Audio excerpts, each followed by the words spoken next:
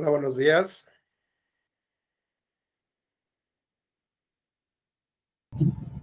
Buenos días, maestro. Qué gusto saludarlos. ¿Cómo están? Provechito, Jonathan. Muy bien. Muy bien. Qué bueno. Oigan, ¿me dan una chancecilla rápido? Voy por un café. Es que acabo de terminar otra clase. Ahorita estoy en un minutito, dos. ¿Sale? Gracias.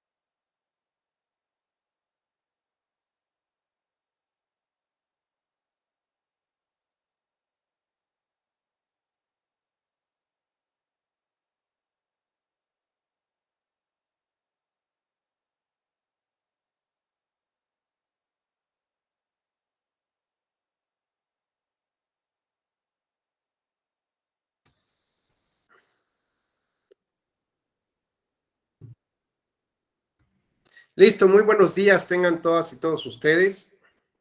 Es para mí un verdadero placer estar nuevamente en esta mañana para platicar de las distintas causas de nulidad de votación recibida en casilla. Vamos a empezar ahora sí a entrar de lleno al análisis de cada uno de ellos, partiendo justamente de estas ideas que platicamos el día de ayer, que tiene que ver con la democracia representativa, la eficacia del voto, que es la fortaleza que tiene nuestro voto para cambiar nuestra realidad, nuestro régimen, cambiar nuestra historia.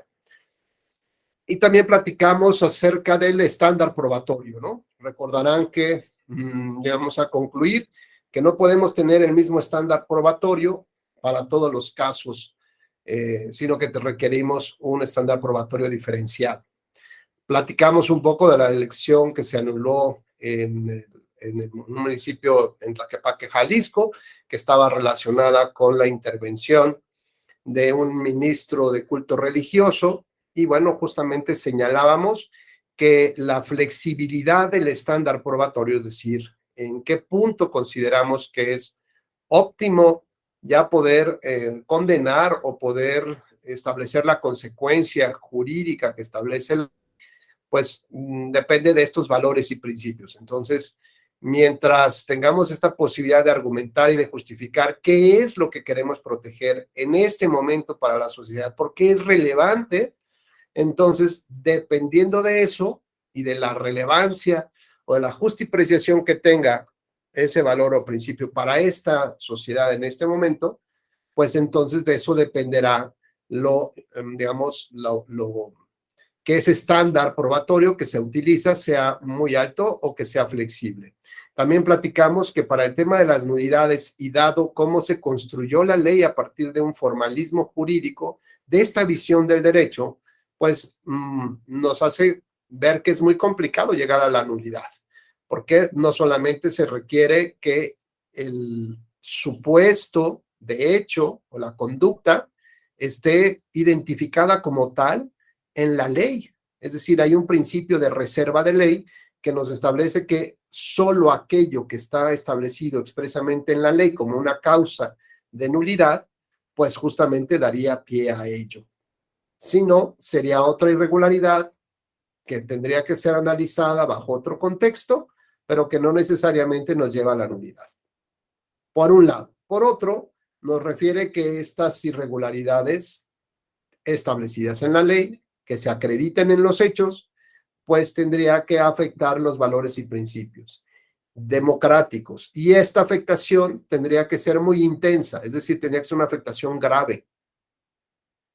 Y adicionalmente nos pide que tenga una trascendencia en el mundo real, ¿no? Es decir, a partir de ejercicios fácticos, de supuestos, podríamos determinar que las irregularidades que se presentaron y que pudieran convertirse o traducirse en votos irregulares, podrían generar un ejercicio hipotético en el que el segundo lugar hubiera alcanzado a ser el primer lugar, por ejemplo, ¿no? O que de no haberse presentado estas circunstancias anómalas, el desarrollo del proceso hubiera sido otro como tal, ¿no? Así que bueno, como vemos, bajo esta dureza del formalismo, pues es muy difícil llegar justamente a la nulidad de la elección. ¿Y esto qué puede provocar? Pues doble mensaje. Un mensaje en el sentido de que por alguna circunstancia el tribunal no anula una elección, sea por la falta de pruebas, sea porque no hay una concatenación de los hechos con la historia que se quiere probar, ¿no? Porque los elementos no sean suficientes o porque 4 días sea muy poco para poder ejercer el derecho de acceso a la justicia, ¿no? Entonces, ante esas circunstancias, pareciera que el mensaje que se da es una invitación a los actores políticos a seguir simulando el cumplimiento de la ley o violentándola de manera directa a la norma. Y otro mensaje que se da a los ciudadanos es de que pareciera que los partidos políticos y sus candidatos pueden hacer lo que se quiera, mientras que aquí se va dañando justamente la democracia. Entonces, Hablábamos también de otra figura muy importante que es la integridad electoral. Y esta integridad electoral, en el caso, por ejemplo, ya platicamos de Bolivia, llevó a la conclusión a los observadores electorales que integran o convocados por la Organización de Estados Americanos, por la OEA, a considerar que las irregularidades que se presentaron, más allá de si coincidían en que era nulidad o no, en realidad no podían sostener el cumplimiento de estos estándares mínimos de la democracia, ¿no? De elecciones democráticas. Si quieren, si nos da tiempo, ya platicaremos un poco acerca de cuáles son esto que advirtieron, pero que no necesariamente estaban vinculados con la nulidad electoral, pero que sí afectaban la democracia. Y entonces, la idea de la OEA justamente era extinguir estas malas prácticas y que esto que daña de verdad y de manera profunda la democracia no necesariamente deba ser compartido por la visión de los legisladores, sino por una visión, digamos, más holística, una visión más integradora, más completa, ¿no? Una visión más moderna de cuáles son los daños reales que puede sufrir la democracia. Y lo decíamos un poco a título, a forma de broma, ¿no? Con la canción de Gloria Trevi. No se trata de dañar a estas elecciones, se trata de matar a la democracia. El problema es que si no se corrigen estas malas prácticas, después de 20 años, pues tendremos el crimen organizado, tenemos la compra de los votos, tenemos la amenaza de salirte del programa social, ¿no? En fin, tenemos una serie de irregularidades que de todos son conocidos o conocidas y que esto de una u otra manera sigue pegando y dañándole a la democracia hasta el punto en que ya no tengamos eso, ¿no? Ya no digo que tengamos una democracia fuerte, creciente, ¿no? Que sin embargo ya no haya democracia. Y entonces ahí sí, pues la complejidad sería para toda la sociedad. Bueno, esto es un poco lo que platicamos el día de ayer y bajo este contexto vamos a, justamente vamos a platicar sobre ya el sistema de nulidades en concreto. Déjenme compartir aquí una pequeña presentación y nos vamos a ir muy, muy rápido. Les pido de favor que en el momento que ustedes consideren que hay alguna duda, algún tema, por favor me lo hagan saber inmediatamente. Y me regreso aquí, un segundito. No, esta no es. Están en novedades.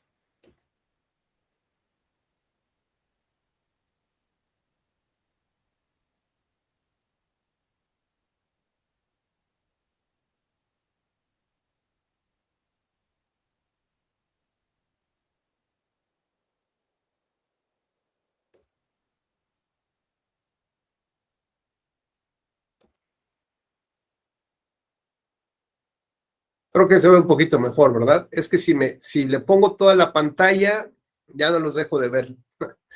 Entonces, yo me acuerdo que había algo que tenía que hacer en PowerPoint para que pudiera verlos, pero no me acuerdo qué fue que era.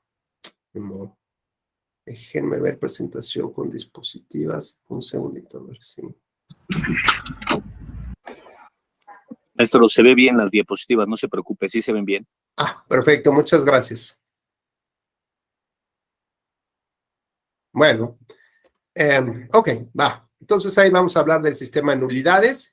Tenemos nulidades de votación en casilla y tenemos sistema de nulidades de la elección. Entonces lo que vamos a ver es de la votación en casilla, una serie de supuestos que el programa nos pide que llevemos a cabo.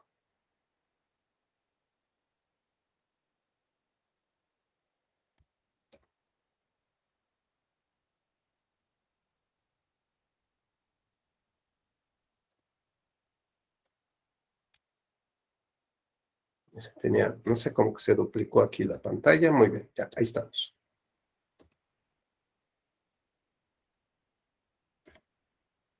Bueno, lo primero que hay que decir brevemente es quiénes pueden solicitar la nulidad de la votación o de una elección.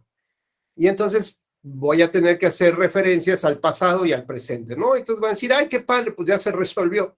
Pues sí, pero esto fue muy complicado llegar a este punto, porque antes, fíjense bien, solo los partidos políticos podían solicitar la nulidad, presentar el medio de impugnación y ya dependiendo de lo que resultara, pues se anulaba o no se anulaba. ¿Y esto qué implicaba? ¿Y los candidatos? La ley solamente les permitía ser coadyuvantes del partido, es decir, les daba un papel, pues no era el papel protagónico, ni siquiera secundario, era como la piedra número 4 en la representación teatral, ¿no? El árbol número 3. ¿Qué significaba esto? Pues que solamente podían ayudar a que caminara, digamos, la propuesta del partido. Y esto implicaba que no podían alterar la litis, no podían cambiar los hechos, no podían presentar otras pruebas que no estuvieran relacionadas exactamente con lo que el partido quería. Y esto a la larga, ¿qué fue presentando? ¿Qué fue pasando?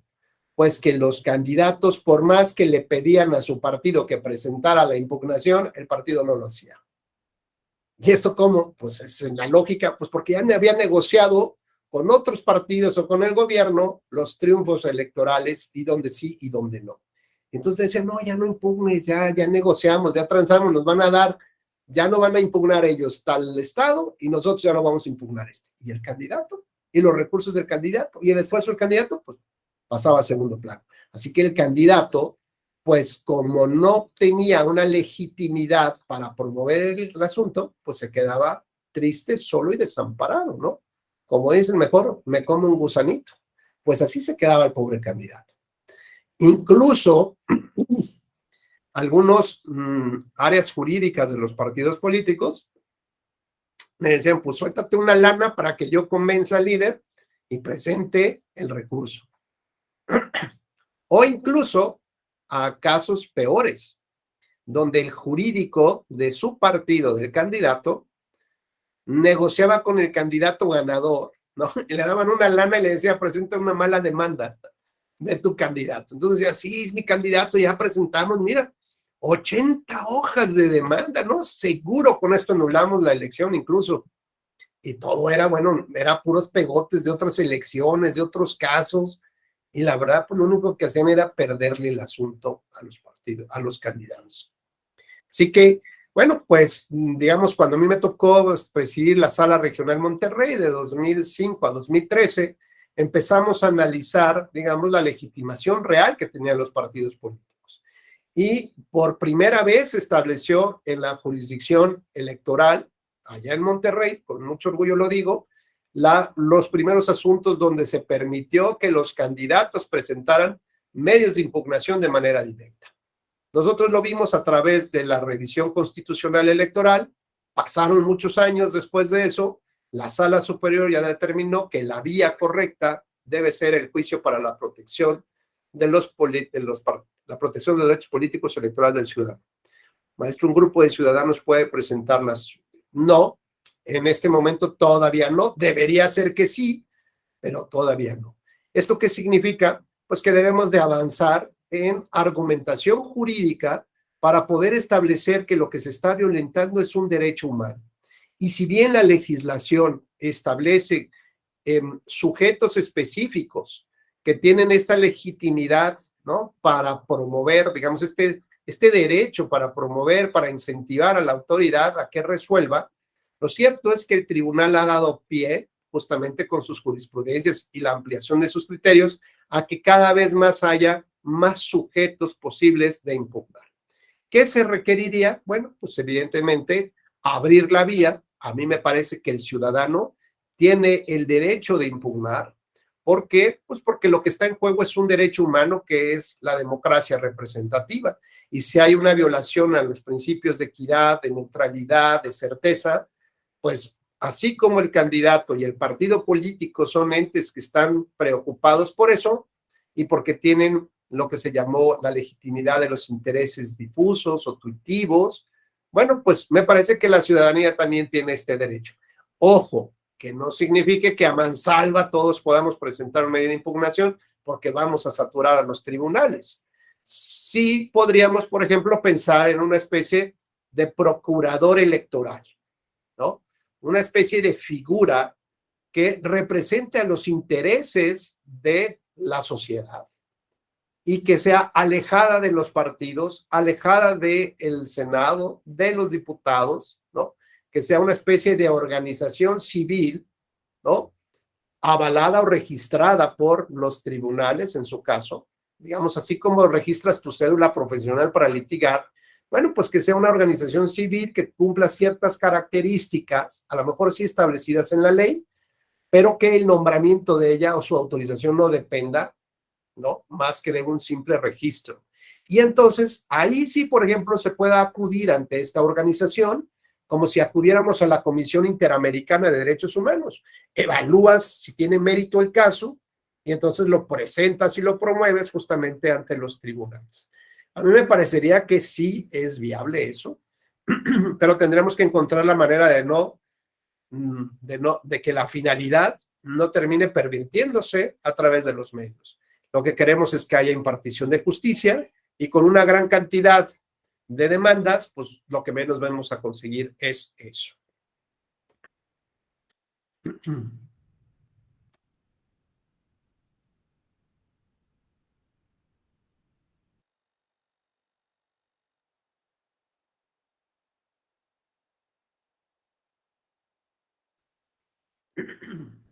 Perdón, pero ya hasta ahora, aunque es tan temprano, ya 2 horas antes de la plática ya tenía yo ahí un ratito de, bueno.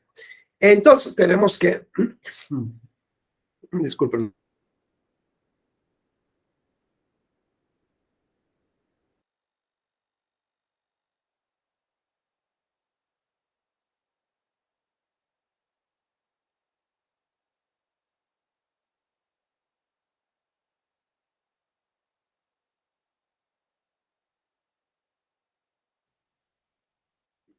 Bueno, ahí vamos. Tenemos entonces que esto evolucionó de tal manera que la jurisprudencia ya del tribunal define que los candidatos son también sujetos afectados por las irregularidades de un proceso electoral y ellos tienen la legitimidad necesaria para acudir ante los tribunales. Esto no existía. Ahora, digamos, los criterios de los tribunales, aplaudiendo lo que fue sala regional y después sala superior, bueno, pues ya definen justamente quiénes sí pueden presentar estos medios de impugnación.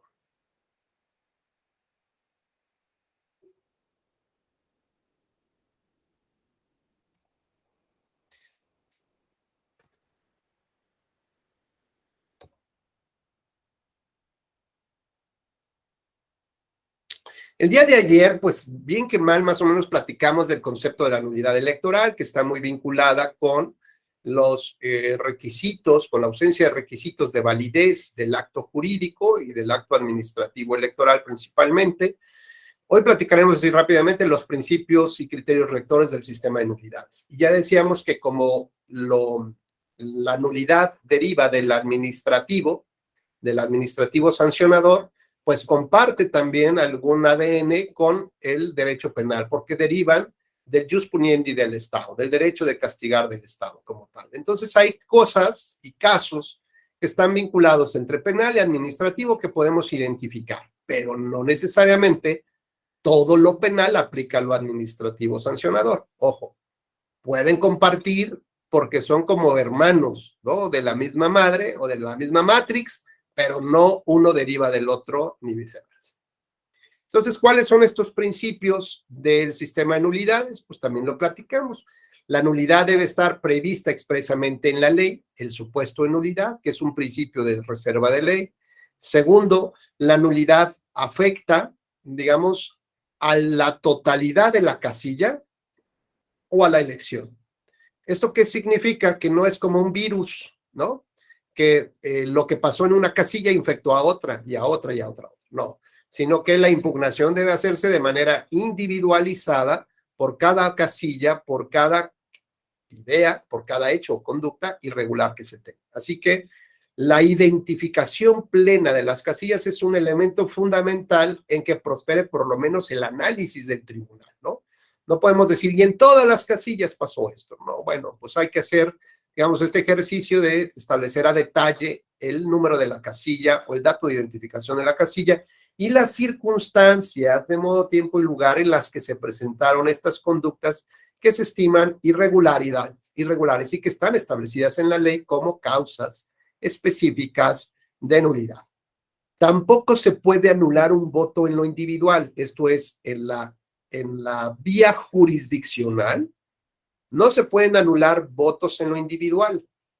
Digamos, lo que sucede, lo platicaremos brevemente, es que simplemente se valida si es correcto o no es correcto el voto. ¿A qué voy con esto?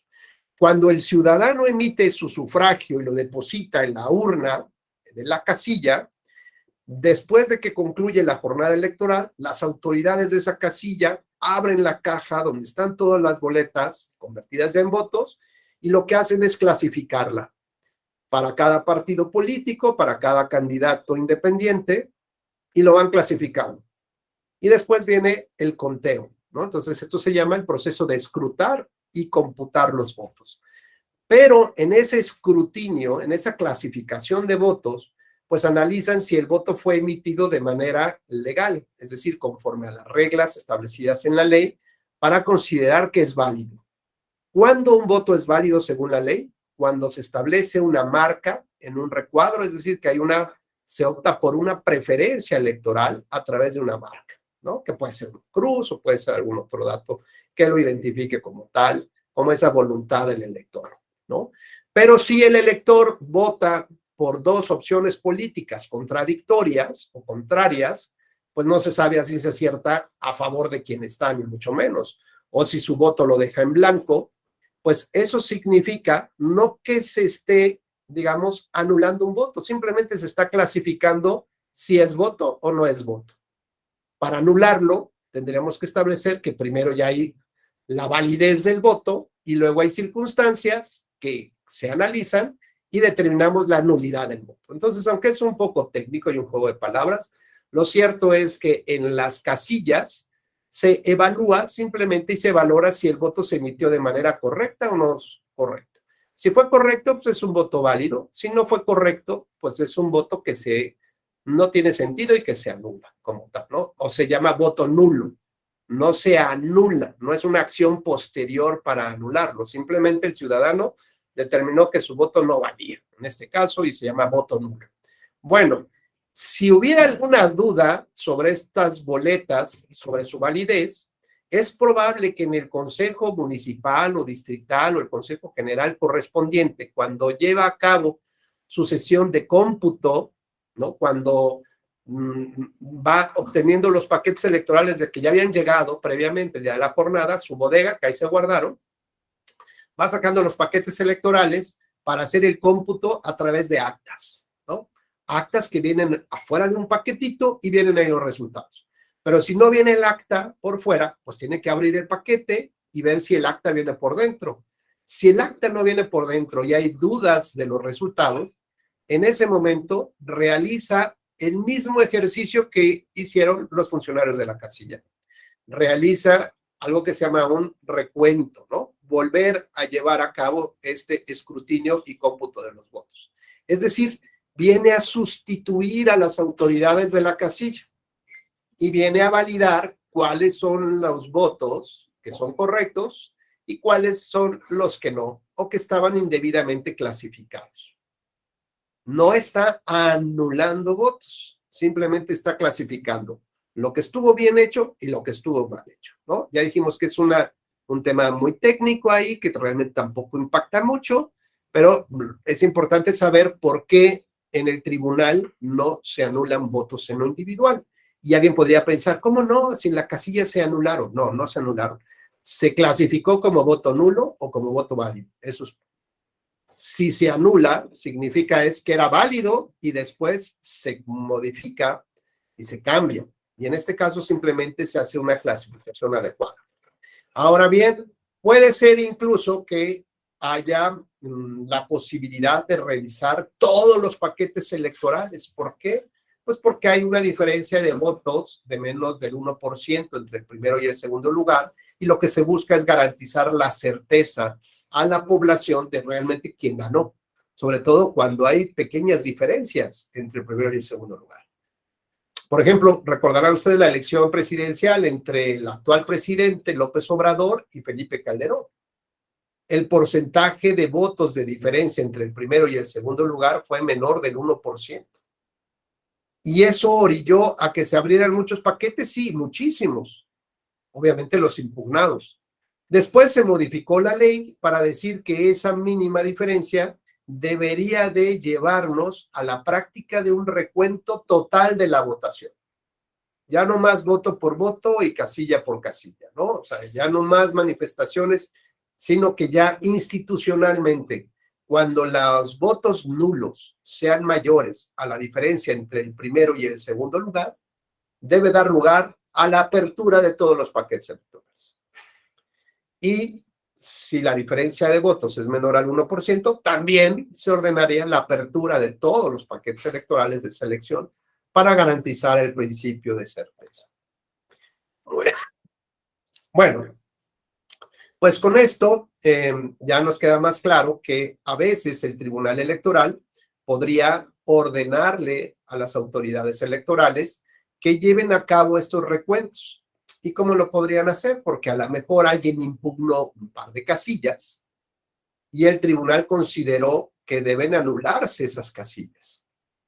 Y entonces, como se anula la votación completa, es como si no existiera esa casilla, como si no hubiera habido ninguna votación, se eliminan los votos de todos los candidatos, de todos los partidos en esa casilla. No unos votos para uno y otros para otro, no, se anula todo en esa casilla. Entonces eso genera, pues, que se haga que se ajusten las cifras nuevamente. Si ya no existen esos votos, pues se tiene que ajustar las cifras, ¿no? ¿Cuál es el cómputo para cada partido? Y pudiera ser que derivado de esas 4 o 5 nulidades de votación en casilla, se ajusten los números de tal manera que la diferencia de votos quede en menos del 1% y en automático el tribunal ordenará a las autoridades electorales que lleven a cabo esta apertura completa de todos los paquetes electorales. Así que o bien puede ser por los resultados mismos en casillas que se ordene esto, o bien puede ser derivado de las estrategias legales de los partidos políticos ya en el tribunal que buscan a lo mejor lograr un cambio de resultados entre el segundo y el primer lugar, o bien que las circunstancias de las nulidades pueden llevar justamente a ordenar que se lleven a cabo estos recuentos de votos como tal. Tenemos nulidades que están establecidas en la Constitución y nulidades que están establecidas en la ley. Y eso, Rodrigo, nos quiere decir algo, ¿no? ¿Qué tendríamos que leer ahí de estos mensajes subliminales que nos dan el órgano que modifica o reforma la Constitución y el que crea la ley? ¿Por qué no todas las nulidades meterlas en la ley y ya? ¿Qué nos quiso decir poniendo algunas en la Constitución? ¿Qué opinas, Rodrigo? Muy buenos días. Buenos días. Pues creo que lo que nos quiso decir al ponerlas en la Constitución es que esas deben de tener un peso más grande que las que no están. Ok, que además debería de tener, digamos, como un impacto en todo el país, ¿no? Que ninguna legislación podría como que hacerse a un ladito, ¿no? Sino que eso debe de tener un impacto. ¿Y por qué quisiera decirnos que eso tiene más importancia?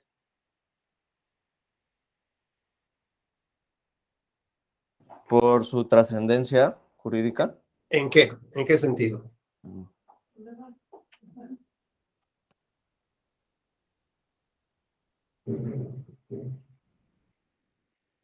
Por ejemplo, es hasta de broma, ¿no? Cuando se ve en la calle se va a pelear un actor, ¿no? Y le dice, no me pegues en el rostro. Eso sí, nada más no me pegues en el rostro, ¿no? ¿Por qué? Pues por la trascendencia que eso implicaría para su profesión, ¿no? Que llegue con un ojo morado a trabajar, pues eso no, para su chamba no es correcto. Es decir, hay ciertos valores y principios que deben de protegerse. Ahí cuida el rostro, pero lo que está en la Constitución pareciera que nos quieren decir que eso es lo que más daño hace a la democracia, ¿no? Que esos valores y esos principios son de tal naturaleza, considerados por el legislador, que son nuestros representantes de la comunidad, que nos dice, esto es de lo más grave que puede suceder. Lo que está en la ley, obviamente, es muy grave, ¿no? Para que esté regulado como nulidad, debe ser atentatorio contra estos principios y valores. Pero el mensaje entre líneas que nos da el órgano reformador de la Constitución es que esto sí mata a la democracia. A lo mejor no logras la nulidad de la votación en una casilla, pero esto, a lo mejor no logras tampoco la nulidad de la elección, pero esto en realidad daña a la democracia. Y hablábamos del tema de la integridad electoral. No solamente se puede declarar nula o inválida una elección, sino que, digamos, no solamente se puede declarar nula la elección, también se puede declarar inválida una elección cuando adviertes que hay una serie de violaciones a los procesos democráticos, ¿no? Porque, pues igual el legislador no lo registró, no lo consideró como relevante y nuestra sociedad está avanzando de una manera importante que lleva al punto de considerar que la equidad en la contienda es uno de los valores preponderantes para lograr ese objetivo de la democracia, eso que estamos buscando. Y el hecho de estar rebasando los topes a los gastos de campaña, pues a lo mejor, pues, bueno, pues qué tanto es tantito, ¿no? Platicamos, qué tanto es violar tantito el principio de equidad. No, bueno, pues nada más fueron 5,000 pesos, fue 1 peso, fueron 10,000, fueron 1,000,000. ¿Cuánto es suficiente? El propio órgano reformador de la Constitución determinó que cuando rebasas en un 5% ese gasto de campaña, pues ya debería darte cuello ahí, ¿no? Es decir, te da un margen determinado todavía, una fluctuación determinada ahí, para poder decir qué tanto estamos afectando la democracia. Y pensar que rebasas en el 5% el tope o el límite del gasto de la campaña, pues para el constituyente implica que es una afectación, es como un cáncer, pues, para la democracia. Adelante, Jesús, te escuchamos. Muchas gracias, maestro. Maestro, pero esta fórmula que se señala en la Constitución, digo, entiendo que sí, que protegemos determinados principios o principios que si no estarían en la Constitución, si no estuvieran en la Constitución, harían daño a nuestro sistema democrático, pero también es un engaño, maestro. Me explico. A ver, cuando dicen el 5%, cuando rebases el tope de gastos de campaña en un 5%, siempre y cuando que la diferencia entre el primero y segundo lugar sea de 5 puntos porcentuales. En Veracruz hubo un caso donde se rebasaron los topes de gastos de campaña, no solamente por el 5%, se demuestra que se rebasa por algo así como del 10, 20%, no, perdón, del 10%, y la diferencia entre el primer y segundo lugar son 19 puntos porcentuales. No hubo inequidad ahí, digo, y eso es lo que se pudo demostrar con las limitaciones que existen en el sistema fiscalizador, con esas limitaciones. Pero no cabría ahí entonces anular la elección, y no la podemos anular porque la propia Constitución, ¿qué es lo que señala? Cuando la diferencia entre el primer y segundo lugar sea del 5%. Menor del 5%. Entonces, si es mayor al 5%, aunque se hayan rebasado los topes de gastos de campaña, no hubo inequidad. Eso es lo que se interpreta. Digo, me parece a mí también, maestro, que el que hace la ley, pues hace la trampa, y finalmente la ley la hacen los partidos políticos. Fíjate, Jesús, que qué bueno que tocas el tema, aunque no me toca a mí abordar estas causas, pero te voy a platicar cuál es la lógica o sea, lo que yo veo. En primer lugar, es una alerta que nos da el poder reformador de la Constitución, es como una alerta sísmica. A ver, ahora que pasó septiembre y que ya saben que siempre tiembla por ahí cerquita del 19 y tal, cuando oyes la alerta sísmica corre por tu vida, ¿no? O sea, sálvate porque hay algo muy grave que te puede pasar. Pues lo mismo, para mí el que se haya puesto estas causas de nulidad en la Constitución es como si fuera una alerta sísmica. Esto puede matar la democracia si no se ponen las pilas, chavos. A ver, ¿de qué manera se los explico con mayor claridad, con palitos y manzanitas? Ya está en la Constitución. Dense cuenta de la gravedad. Bueno, primer punto. Segundo punto, conforme a este formalismo jurídico que hemos venido platicando, de cómo se fueron construyendo el sistema de nulidades históricamente, no solamente en materia electoral, nos dice, bueno, ya les doy la receta. ¿Cómo vamos a lograr que esto sea determinante, que es uno de los elementos fundamentales para anular una elección? Que las irregularidades sean de tal naturaleza graves, pero que además puedan haber cambiado el rumbo o los resultados de la elección. Y como es un tema subjetivo, ¿no? Es decir, ¿qué tanto el dinero afectó o no afectó? Porque antes se pensaba mucho que el dinero era lo que hacía que, digamos, era el elemento que incidía en definir si ganabas o no ganabas una elección. Bueno, pues hoy en día el legislador todavía lo considera así. Que le pregunten a Roberto Madrazo cuando participó en las elecciones presidenciales, donde todo su, digamos, el cúmulo de recursos se destinó para el último tramo de su campaña en materia de publicidad. Y así como iba subiendo, empezaron a inyectar esos recursos y en automático fue bajando. Con lo que quiere decir este ejemplo es que no necesariamente el dinero es un factor decisivo. Es muy importante, pero no necesariamente es decisivo para ganar una elección. No obstante eso, el constituyente dijo, sí, abusados. El rompimiento del principio de equidad es un factor que a lo mejor no lastima la elección, pero lastima la democracia tarde o temprano. Y antes de que matemos a la democracia, vamos a ponerle un alto. Antes de que el clero se vuelva a meter a las elecciones, vamos a ponerle un alto, ¿no? Ok, bueno. El siguiente paso que nos dice, para que tú no te compliques en la valoración probatoria, ¿qué tanto se violó o qué tan poquito se violó el principio de equidad? Te establece la fórmula. Si es más del 5%, el rebase, y menos del 5%, la diferencia de votos, prácticamente nos quiere decir el legislador ahí, se anula. Primer punto. Segundo punto, como dices, bueno, ¿qué tal si es mayor la diferencia? No es del 5%, es del 19%. Entonces aquí el tema se convierte en cargas probatorias, Jesús. ¿A qué voy con esto? Que digamos que tiene que haber de la parte que denuncia el rebase del tope de gastos de campaña, que quiere la nulidad, tiene una mayor compromiso de probar con evidencias cómo ese rebase en el 5% afectó con ese, digamos, aunque haya sido ese 19%, ¿no?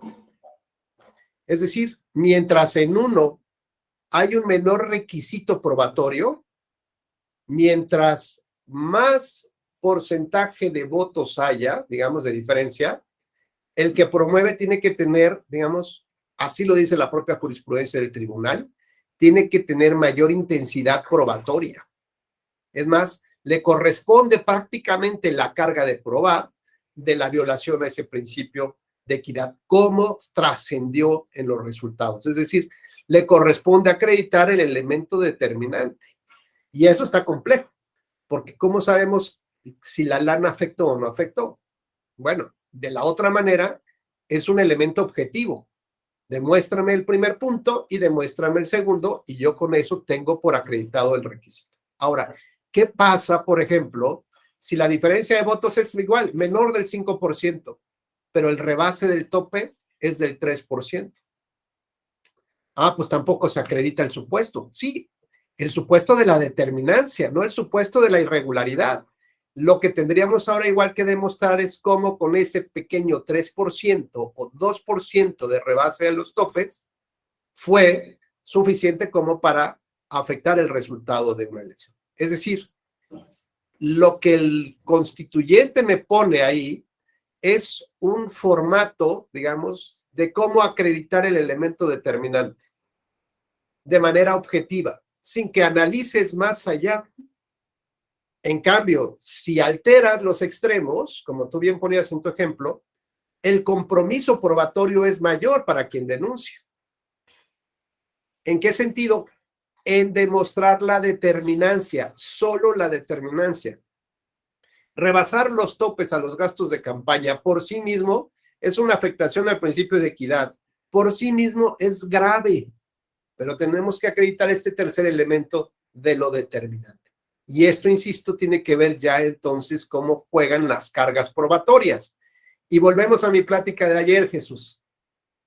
Si ya sabes que esto es algo que daña la democracia, ¿cuál es el estándar probatorio que debes utilizar? ¿Uno muy alto para demostrar que solamente aquellos verdaderos casos donde se acredite de manera objetiva y puntual que el rebase de los topes de campaña dañaron la voluntad de los electores y que transformaron su voto de uno a otro? Pues eso es prácticamente imposible, ¿no? Ver cómo trabaja la psique del ser humano. Pero si nos están alertando que eso es gravísimo para la democracia, pues entonces tenemos que utilizar un estándar probatorio flexible. ¿Para qué? Para mandar el mensaje de, a ver, como señores ministros de culto religioso, no se metan a las elecciones, las vamos a anular. Lo mismo es el mensaje, señores, para eso existe un tope de gastos de campaña. No lo rebases, porque si lo rebasas, aunque sea por un peso, no, bueno, no por un peso, pero bueno, en ese porcentaje que nos establece el legislador, vamos a tronar la elección. Y entonces mandamos este mensaje de que yo no puedo rebasar los topes, me voy a cuidar, no voy a traer un financiamiento paralelo, no voy a traer recursos del huachicol, no voy a traer, digamos, esta mala información al INE porque me cachan y me van a anular la elección. Es exactamente el mismo mensaje. ¿Qué pasa si usamos un estándar probatorio alto en el tema del clero? Pues lo mismo, ¿cómo impactó en la psique de las personas que leyeron ese tuit? Pues quién sabe, acredítalo objetivamente. Pues no lo sé, pues entonces no se anula, porque el estándar probatorio es alto.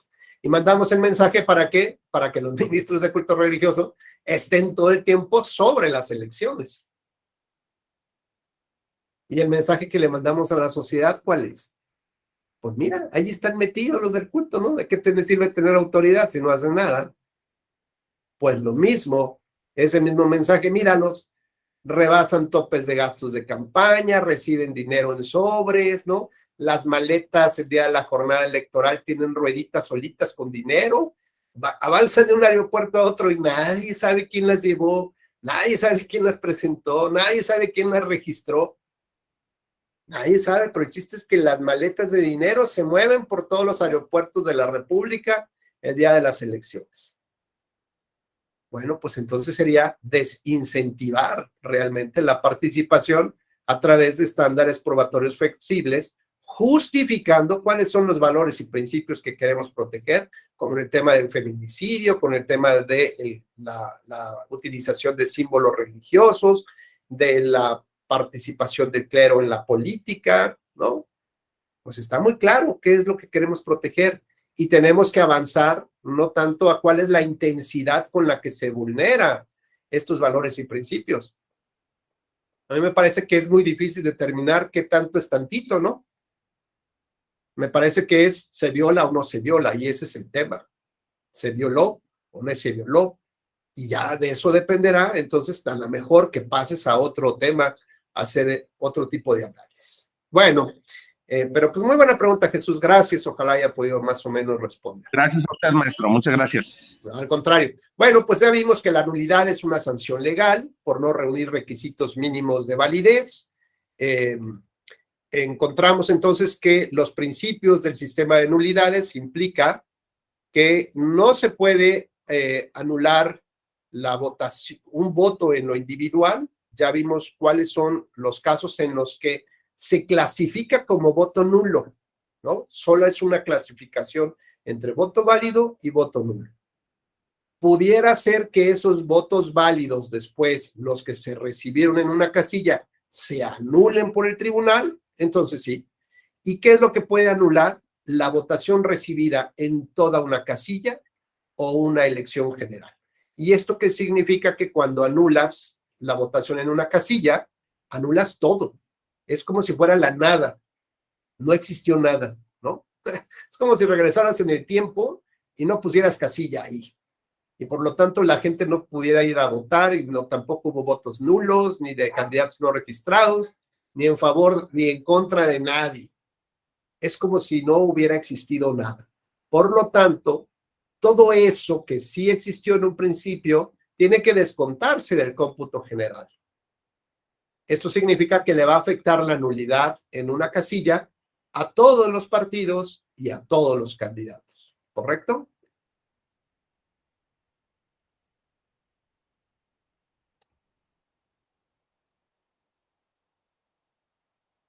Ya vimos cuáles son estos requisitos, que esté prevista en la ley, que la irregularidad sea determinante, que las conductas sean graves, opera de manera individual por casilla y, digamos, también puede tener como estos efectos de conductas contra conductas que son generalizadas, ¿no?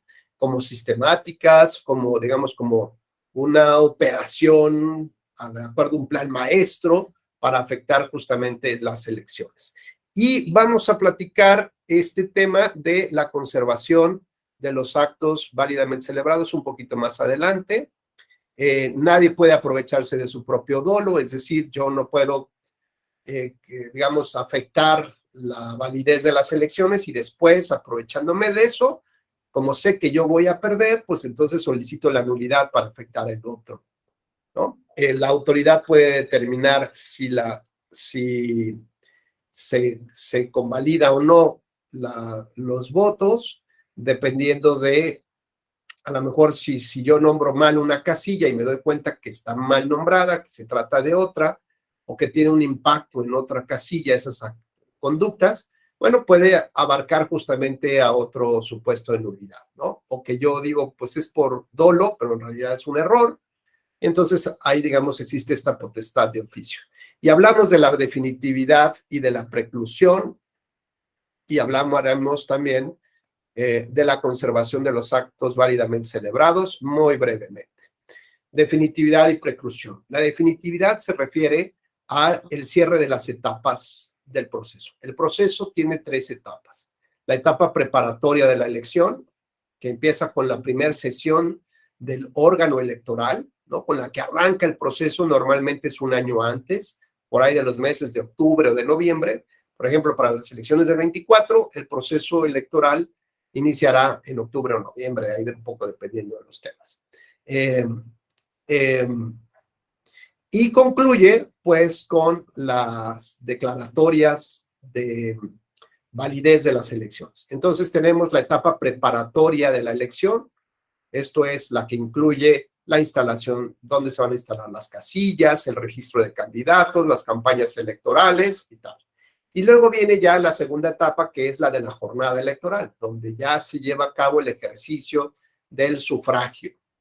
Y concluida esa jornada electoral, vienen los cómputos de las elecciones, la declaración de validez y la entrega de las constancias de candidato electo, o sea, de candidato ganador, ¿no?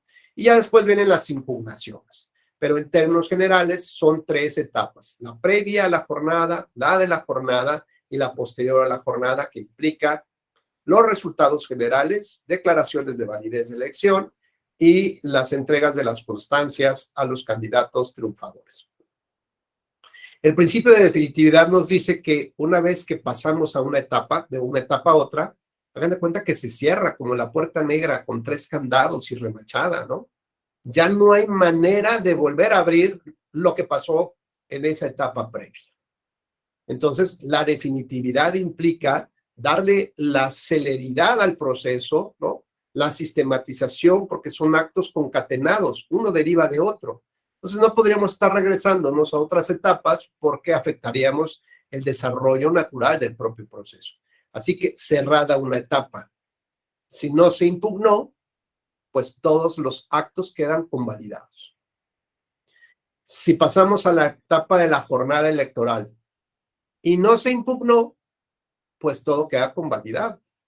Si pasamos a la etapa de los resultados, declaración de validez y entrega de la constancia al candidato electo, previo análisis de los requisitos de elegibilidad, es decir, Si cumple con los requisitos para ocupar ese cargo público que establece la ley, si no se impugna, cerramos la etapa y se señala que es definitiva y firme. Esto significa que no podemos abrir ya las etapas y se convalidan todos los actos. Cuando hablamos entonces de la preclusión, pues hablamos un término también del derecho que tiene que ver con la pérdida del ejercicio de la acción impugnativa. Esto es, si no impugnamos una elección, pues se queda válida y ya perdemos ese derecho a impugnarla. Si, por ejemplo, impugnamos el registro de un candidato, ¿no? Bueno, pues analizará si cumple con los requisitos de residencia, de vecindad, de todo lo que la ley le establece. Si no lo impugnamos en el momento del registro y nos esperamos a ver hasta el final si gana la elección, y cuando la autoridad analiza los requisitos si cumple los requisitos de elegibilidad para darle la constancia de candidato triunfador y hasta ese momento se impugna, bueno, no es que haya precluido el derecho de impugnar en un primer momento. Lo que cambia es la carga probatoria. Si yo lo impugno al momento del registro, quien tiene la obligación de probar que sí cumple, por ejemplo, con el requisito de residencia, de haber vivido 6 meses continuos y de manera efectiva en el municipio o en el distrito donde está participando o en el estado donde participa para esa elección, él tiene, ese candidato o aspirante a candidato tiene prácticamente toda la carga probatoria de demostrarlo. Si yo no lo impugno ahí, entonces genera una presunción de derecho que le protege además por el transcurso del tiempo. Y cuando impugno en la segunda etapa, es decir, en el análisis de los requisitos de elegibilidad, porque ya ganó la elección, me quise esperar a ver si valía la pena. Si yo ganaba, bueno, pues no gané y ahora pues lo voy a impugnar aunque sea por la elegibilidad. Entonces ya se generó por la falta de impugnación una presunción de derecho. Y esta presunción de derecho, pues digamos como que reviste, ¿no? Fortalece la idea de que cumplió con el requisito legal. Aunque esta presunción de derecho admite prueba en contrario, lo primero que tengo que hacer es destruir la presunción. ¿Esto qué significa? Que ahora la carga probatoria, a diferencia de la primera etapa donde solamente era el registro, ahora la carga probatoria le corresponde al que impugna. ¿Esto qué significa? Pues que tengo que traer cincel y martillo primero para destruir esa presunción, eliminar esa presunción y después atacar el fondo del tema. Esto es que entonces ahora yo tengo un gran compromiso probatorio para demostrar que esa persona no cumplió con el requisito de residencia. Vean cómo se movieron las cargas probatorias dependiendo de la distinta etapa con la que se impugna. Si es en el registro, pues prácticamente basta con que yo diga que no acredita los elementos de la residencia y acompañe yo un par de elementos probatorios que hagan suponer que efectivamente, no que demuestren, que hagan suponer que efectivamente no tiene la residencia y le corresponderá a ese ciudadano demostrar que sí la tiene. La carga probatoria la tiene el candidato, demostrar que sí tiene la residencia. Si no se impugna ahí, sino pasada la jornada electoral y pasado ya donde está el tema del análisis de la elegibilidad del candidato electo, pues entonces ahí se revierte la carga probatoria y quien tiene toda la obligación de demostrar que esa presunción de derecho que se crea por la falta de impugnación debe destruirse, soy yo. Y además destrozar o destruir el contenido, demostrar que efectivamente esa persona vivió en otro lugar distinto al que señala, pues me corresponde completamente a mí. ¿Esto qué significa? Insisto, que tengo que demostrar fehacientemente, ¿no? Con un estándar probatorio alto, que esa persona no vivió en ese lugar. No solamente que sospecho que no vivió en ese lugar, sino otro. Y bueno, y hablamos también de la conservación de actos válidamente celebrados. Este es un principio jurídico del derecho muy importante también en materia electoral. Por ejemplo, ¿qué pasa si un acta de escrutinio y cómputo, ¿no? Que ya vimos donde vienen los resultados de la casilla, no vienen las firmas de los representantes de partidos políticos? Bueno, pues lo que se está probando es que no hay firmas en las actas. Sin embargo, construimos una historia de que fueron expulsados los representantes de los partidos políticos de esa casilla. ¿Cómo lo demostramos? Por la ausencia de las firmas. Y el tribunal que nos va a decir, a ver, lo único que demuestra la falta de firmas es la falta de firmas, que puede haber habido un montón de supuestos por los cuales los representantes no firmaron. Eso no significa que la falta de firma sea derivado de la expulsión del representante de la casilla.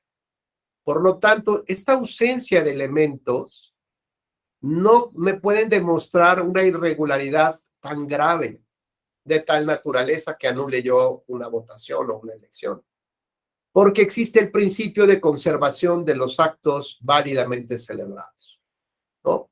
¿Esto qué significa? Que tiene una presunción de validez muy fuerte, justamente, que estos actos que se celebran frente al público o de manera pública, conforme a las leyes, conforme a las autoridades y conforme a cierta ortodoxia. Es decir, que digamos es como la manera natural como se van pasando, se van sucediendo las cosas, pues habla que tiene una fortaleza y una presunción de validez. Y que lo que tengo que hacer es destruir la presunción y destruir después el acto. Por lo tanto, esta ausencia de datos o algunas irregularidades no necesariamente terminan destruyendo esta presunción o este principio de la conservación de los actos válidamente celebrados, ¿no? Donde lo ordinario marca que así debió funcionar, donde hay autoridades electorales, donde hay instalación de casillas, donde la gente fue a sufragar en un porcentaje similar o igual a los de otras casillas cercanas, ¿no? Donde no tenemos datos de reportes de que algo raro pasó en la casilla, ¿no? Es decir, aparentemente todo funcionó como debió funcionar. Por lo tanto, ¿qué nos haría sospechar que algo pasó mal? ¿No? Entonces, tú tienes que demostrar al 100% o al 99% o en un estándar probatorio alto que sí, esas cosas pasaron. ¿Dependiendo de qué? Dependiendo de los valores y principios que estamos protegiendo.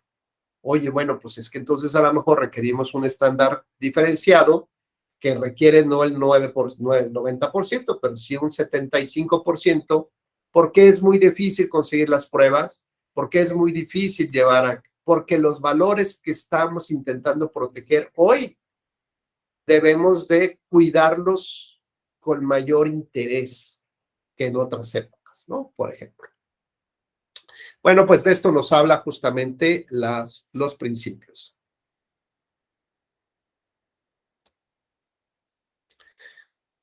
También platicábamos que el tercer elemento que se exige para la nulidad de una elección o de una votación tiene que ver con la magnitud con la que esta irregularidad se presenta, es decir, que tenga una transformación, un impacto en el mundo real, ya sea en los resultados o en el desarrollo de las elecciones, y lo llamamos elemento determinante o elemento relevante. No solamente se demuestra la afectación a los principios, sino que estas conductas irregulares vamos a tratar de transformarlas en votos irregulares. Y hacemos un ejercicio aritmético o cuantitativo para ver si le quitamos esos ya votos traducidos al primer lugar, termina alterando o cambiando el resultado de la elección, es decir, la posición del segundo lugar pasó a ser primero y del primero a lo mejor pasó a segundo o a tercero. Bueno, esta posibilidad fáctica de modificación del mundo real es lo que el tribunal le conoce con el nombre de la determinancia o el elemento trascendente o relevante que pudo haber transformado. Ahora, no todos son datos objetivos, no en todos casos las irregularidades se convierten en votos, ¿no? Sino que tendríamos que utilizar otros criterios, como señala la propia jurisprudencia del tribunal, criterios cualitativos, es decir, con qué calidad o intensidad se afectaron los procesos, se afectaron los valores y principios democráticos. Y yo decía, bueno, hay unos que me queda claro que se violentan o no se violentan, que no puedes saber a ciencia cierta y con objetividad cuál es esa intensidad y esa afectación como tal, ¿no? Que es un poco lo que tendremos que seguir trabajando. ¿Cuándo surgió esta idea? Hace 25 años, ¿no? De la determinancia, hasta en el nombre se inventó, y en estos dos elementos, aritmético y cualitativo. Y llevamos 25 años trabajando así. Me parece que es momento de hacer nuevas reflexiones sobre este elemento determinante bajo el concepto de los estándares probatorios. Sí es determinante, pero con un estándar probatorio flexible. Sí es determinante con un estándar probatorio alto, siempre y cuando los valores y principios que se están violentando así lo justifiquen, en uno y otro caso.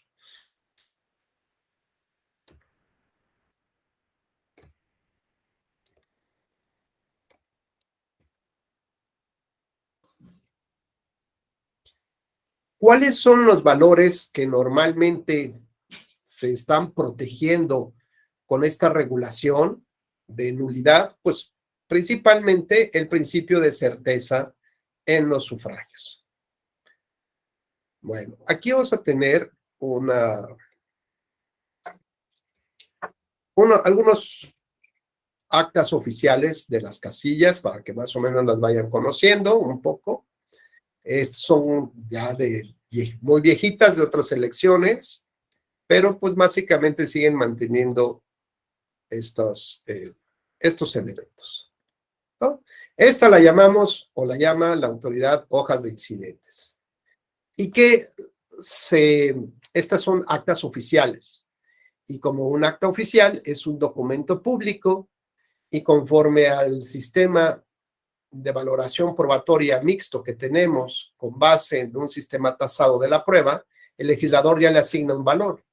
Y las documentales públicas tienen un valor probatorio pleno. Así que esta es una documental pública que firma las autoridades de la casilla, que son autoridades, aunque sean por 8 horas, pero son autoridades, y tiene un valor probatorio pleno. Bueno, pues como su nombre lo dice, incidentes. ¿Qué incidentes hubo en la instalación de la casilla? Bueno, pues a qué horas llegamos, quién llegó todavía con la copita en la mano, quién llegó ostentándose ser funcionario de casilla que no lo era, quién llegó con los tamales, quién quedó mal con el atole, ¿no? ¿Por qué cambiamos la casilla de lugar, ¿no? La movimos un poquito porque nos pegaba el sol y hacía mucho viento, o no íbamos a proteger los documentos de la lluvia, y empezamos no llegó el presidente, tuvieron que ir a buscarlo, en fin, todas las incidencias que se van presentando a lo largo de la jornada electoral, pues ahí tendrían que estar anotadas en principio. Evidentemente las más importantes, ¿no? Logramos que el borrachito que andaba ahí haciendo escándalos, pues que se lo llevara la policía y no alteró ya más el orden, fue un ratito. El representante de tal quería que le diéramos los listados nominales y se los negamos porque pues, no los podemos dar. Se presentaron 3 personas a votar sin credencial de elector, diciendo que todo el mundo los conoce y también se los negamos, o les dimos el derecho con tal de no tener más problemas. Cualquier incidencia que se presente, bueno, pues tiene que estar asentada justamente en esta hoja y es un elemento probatorio muy importante, ¿no? Tanto para sostener la legalidad de las elecciones, de los votos, como para demostrar que algo malo realmente pasó.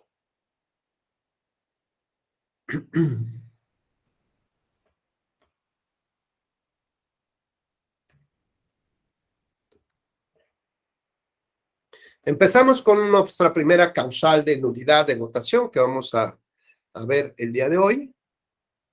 Si mal no recuerdo, tenemos que ver hasta la causal D, son 4 causales, criterios del tribunal y casos prácticos. Muy bien.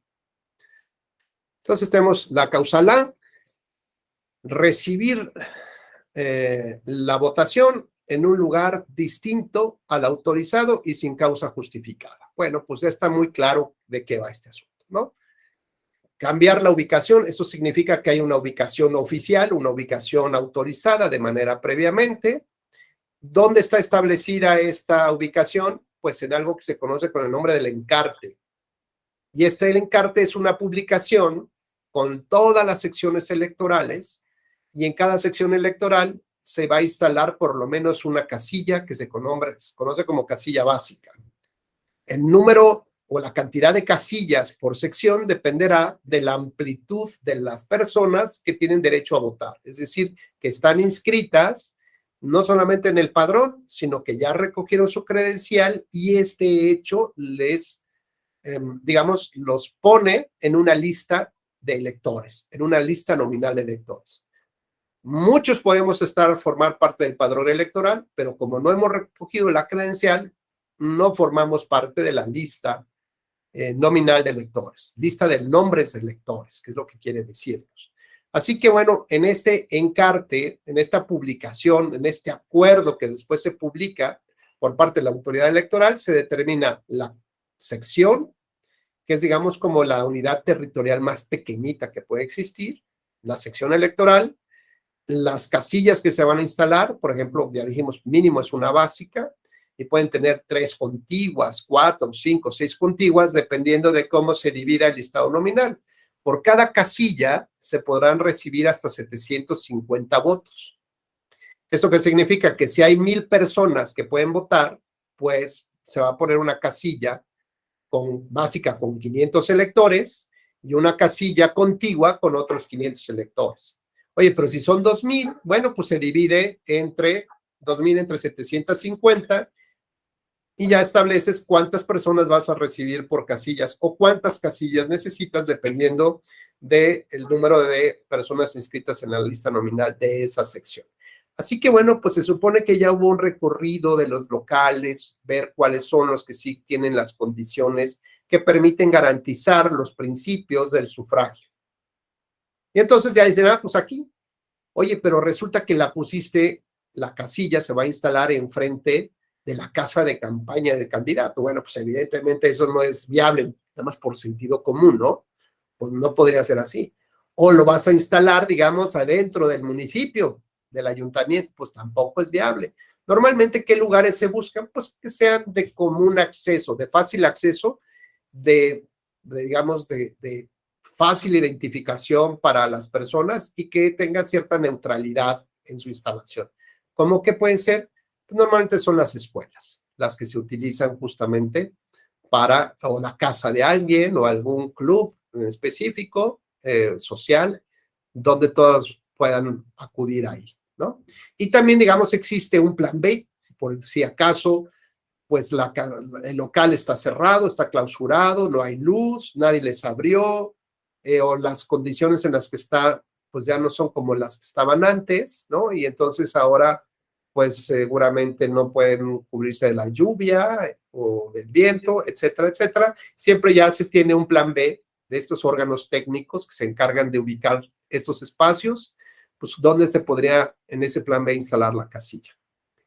La ley nos habla de instalarla en un lugar diferente, pero sin causa justificada. Entonces aquí el tema se trata, Jonathan, ¿no? Pues me parece que es muy sencillo entenderlo. ¿Tú qué opinas? ¿Qué tendrías que demostrar? 2 cosas que tendrías que demostrar aquí de este enunciado. ¿Cuáles serían? Bueno, en un momento dado, dependiendo de la óptica, ¿no? Si yo quisiera anular la casilla, pues tendría que, ¿cómo se llama? Demostrar que se instaló en un lugar distinto al aprobado por el Consejo Distrital. Esto, pues a lo mejor... Sí. Adelante, sí. Esto a lo mejor lo podría demostrar en un momento dado con los encartes y con las actas que en un momento dado ellos vayan, ¿cómo se llama? Vayan emitiendo el día de la jornada electoral. Ahora, en un momento determinado, si yo quisiera, estuviera desde el otro punto de vista y quisiera, ahí, hasta ahí. Sí. Ahí ya demostramos el primer punto, que es la instalación en un lugar distinto. Es decir, tenemos que tener un ejercicio comparativo. El lugar donde autorizó la autoridad que está en el encarte y el lugar que aparece en las actas, o que yo doy cuenta a través de videos o fotografías que se instaló en otro lugar, ¿no? Ese es el primer requisito. Ahora, el segundo punto es lo que viene entre comas. Ok, muy bien. Bueno, ahí trataríamos de ver por qué en un momento dado no se instaló en el lugar donde fue designado por el Consejo Distrital. En un momento dado, hablábamos hace ratito de los recorridos de examinación, ¿no? En donde se van en un momento dado pidiendo primero, bueno, se van haciendo estos ejercicios de ver que cumplan con las características en la ley, ¿no? Que sea de fácil acceso a los electores, que permitan la instalación de elementos modulares para la libre emisión del voto, que guarde la secrecía, etcétera, etcétera, ¿no? Y las prohibiciones, que no sea un establecimiento fabril, centro de vicio, etcétera, etcétera. Pero estos recorridos en un momento dado, pues empiezan, yo diría que por enero, antes de la elección. Ya nos fuimos muy lejos, Jonathan. Lo que nada más que tenemos que probar es que no hay una causa con justificación para moverlo, ¿correcto? Sí, pueden suceder un montón, ¿no? Pueden ser causas de derecho, ¿no? Porque están establecidas así en la ley, o por supuestos fácticos, que pueden ser un montón, ¿no? Por ejemplo, están enfrente de una cancha de fútbol y a cada rato reciben balonazos, ¿no? Están justo detrás de la portería del equipo que va siendo goleado, pues a cada rato reciben balonazos y eso molesta a las personas y pues eso, digamos, podría ser una causa. El tema es jurídicamente cómo lo probamos. Ya tenemos acreditado dónde se debe instalar y dónde terminó instalándose. Ahora falta la conexión, si es una causa con justificación o no. Si hubo un cambio, pues esto tendría que aparecer en la hoja de incidentes, ¿no? Es decir, es que recibí un balonazo y miren cómo me quedó la cabeza, ¿no? Y así yo no puedo estar trabajando. Y entonces otro balonazo le pegó a la urna de la votación de la elección presidencial y no esparció todas las boletas. Bueno, eso que está sentado en la hoja de incidentes tiene un valor probatorio muy importante y eso nos puede dar lugar a entender que hay una causa con justificación para mover la casilla. Además, la propia ley establece que deberá de establecerse o de anunciarse el cambio para que esas personas puedan llegar. ¿Qué es lo que buscamos proteger aquí, Jonathan? ¿Qué es lo que a final de cuentas queremos que no pase con un cambio de casilla? Yo creo que en un momento dado, pues es como el término genérico, ¿no? En un momento dado la certeza, pero más que nada en un momento determinado también que los electores, pues en un momento dado sepan a dónde tengan que ir a emitir su sufragio. Y como bien lo comenta, bueno, en el caso de que haya este cambio, pues lo primero es hacer la anotación en ¿cómo se llama? En la hoja de incidentes y posteriormente dejar afuera de donde se tenía que instalar la casilla, dejar una manta de identificación de dónde se va a instalar la nueva casilla. Ahora, aquí en la práctica pasa una situación bien chistosa. Muchas veces cuando hablábamos de este plan B, muchas veces los capacitadores asistentes electorales no lo tienen y pues entran en pánico, ¿no? Entonces, muchas veces las secciones están divididas únicamente por una calle. Entonces, ellos conocen que a lo mejor del otro lado de la otra sección, está un lugar que cumple con los requisitos y en un momento dado la instalan en una sección que no es la correspondiente, ¿no? Entonces, a lo mejor ya yendo un poquito más práctico, pues sí, siempre es bueno tener este plan B y verificar que se instale la casilla dentro de la sección. Perfecto, gracias, Jonathan. Ahora imaginamos el supuesto donde dice Jonathan, yo tengo el acta, digamos, el encarte donde dice que dónde se tienen que instalar, pero en las actas oficiales no viene el nombre. No lo llenaron. Cambio de casilla. Dice, no, espérate, a ver, ¿qué es lo que demuestra la falta de datos en un acta? Eso, que por alguna razón no se pusieron los datos. No significa que llegaron los extraterrestres, que movieron la casilla, ¿no? Y que quisieron abducir al presidente. No, esa historia no la cuenta la ausencia de un dato en el acta. Por lo tanto, la ausencia de datos en el acta no necesariamente acredita la historia que queremos de cambio de casilla. Y tenemos un principio que acabamos de platicar, que se trata de la conservación de los actos válidamente celebrados. Por lo tanto, si el porcentaje de votación fue similar al de las otras casillas o al histórico de la propia casilla, pues no podemos pensar que hubo un cambio.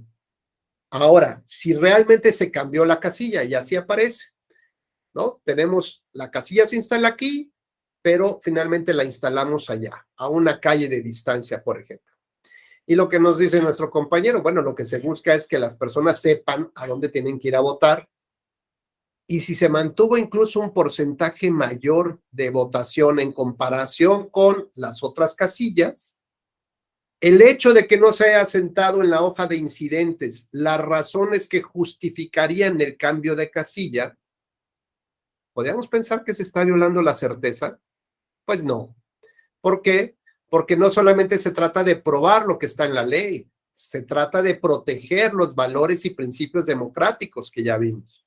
Entonces, lo que tengo que demostrar es cómo se afectó el principio de la certeza. ¿Cómo? Pues señalando que, o haciendo ejercicios, pues de que normalmente en el histórico las personas ahí iban a votar en un 25% de la lista nominal y ahora hay un 14%, ¿no?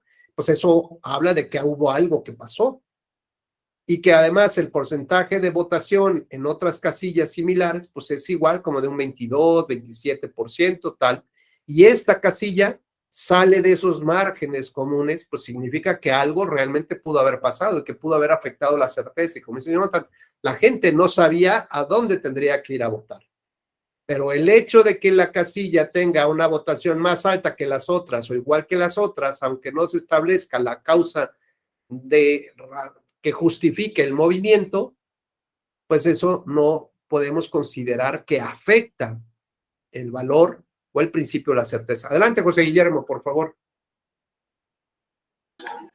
Perdón, maestro, sí, ya lo dijo usted. La verdad es que sí, muy acertadamente, digo, lo que usted nos está explicando, ¿no? Realmente uno de los grandes principios que tiene que ver en la instalación, los cambios de las instalaciones de casilla, no en lugar establecido por la ley y su cambio en el transcurso de la jornada electoral, pues habría que ver cuánto se afecta el principio de certeza, ¿no? Porque, pues a lo mejor, como usted lo comenta, la verdad es que se puede haber cambiado la casilla y la votación muchas veces nos ha enseñado que las votaciones se dan hasta mayores en relación a las 5, 6, 20, 30 otras casillas que se instalan. Pero no quisiera seguir interrumpiendo, pero sí, maestro, ahí la parte importante del principio de certeza. No quiero interrumpir porque la verdad está muy, muy interesante la clase y Gracias, son muchas causas. Disculpen. No, gracias, usted muy amable. Bueno, pues decíamos que pueden ser causas justificadas en derecho o causas de hecho fácticas, ¿no? Por ejemplo, el local presenta condiciones inadecuadas, cerrado, clausurado, no existe local, no hay imprecisión del dato, existe caso fortuito, fuerza mayor, puede ser la lluvia, puede ser que se fue la luz, pero lo cierto es que esto data de hace 20 años, ¿no? ¿Esto qué quiere decir? Pues que los órganos especializados y profesionales del Instituto Nacional Electoral, pues ya como que dicen, no, esta ya no me la compra, ¿no? O sea, yo ya no tengo que pasar un reporte de dónde hay locales que realmente garanticen esto y se aseguran que además vayan a estar abiertos, que las condiciones climatológicas de la época, ¿no? Puede pasar cualquier cosa, pero que permitan llevar a cabo estas elecciones, ¿no? De esta manera. Normalmente las elecciones, bueno, hace muchos años, en algunos estados se llevaban a cabo en noviembre, o en alguna época donde el clima no era benéfico. Entonces, normalmente eran temporadas de mucha lluvia. Por ejemplo, había que atravesar barrancas en una especie de lanchitas que son construidas con ramas, en canoas, en pangas, ¿no? Esperar a que baje el nivel o la intensidad del río que se salió, y pues tenían que esperar 2 o 3 días para poder llevar a cabo las elecciones o los paquetes electorales, ¿no? En fin, bueno, pues digamos que cada vez se está acomodando todo de mejor manera conforme al mejor clima de la época, juntando todas las elecciones más o menos en la misma época, para que incluso no haya ahora más casillas, ¿no? Digamos, las casillas federales y las casillas locales, sino que haya, digamos, casillas concurrentes, ¿no? Para las elecciones tanto federales como locales, lo cual implica un mayor profesionalismo, una mayor logística. Pero bueno, finalmente me parece que el resultado ha sido muy exitoso en este tema de instalación y de cómo actúan las personas, ¿no? Que son los funcionarios de la casilla como tal.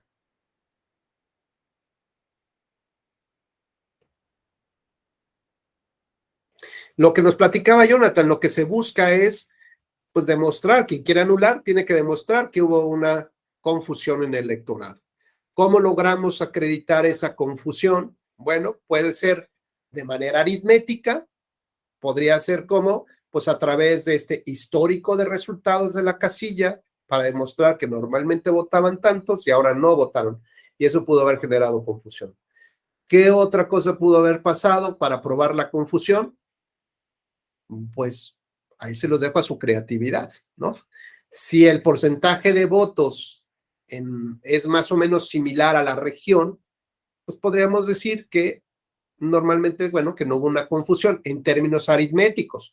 Ojo, esto no significa que no se pueda demostrar de otra manera cómo se provoca la confusión, ¿no? Que la confusión puede tener un resultado material en votos, pues podría ser que sí, pero no necesariamente, ¿no? A lo mejor podríamos pensar que la confusión del electorado pudo ser que la casilla terminó instalándose enfrente de un destacamento militar. Como ven ahora, como está tan de moda el tema de los militares, ¿no?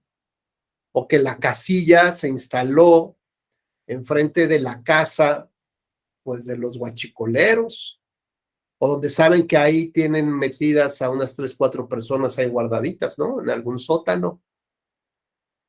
Pues eso me puede provocar confusión y entonces, bueno, son otras maneras, ¿no? No solamente tiene que ver con lo cuantitativo, sino también la propia jurisprudencia nos da la posibilidad de demostrarlo cualitativamente hablando. Complejo, sí, pero bueno, pues existe esa posibilidad.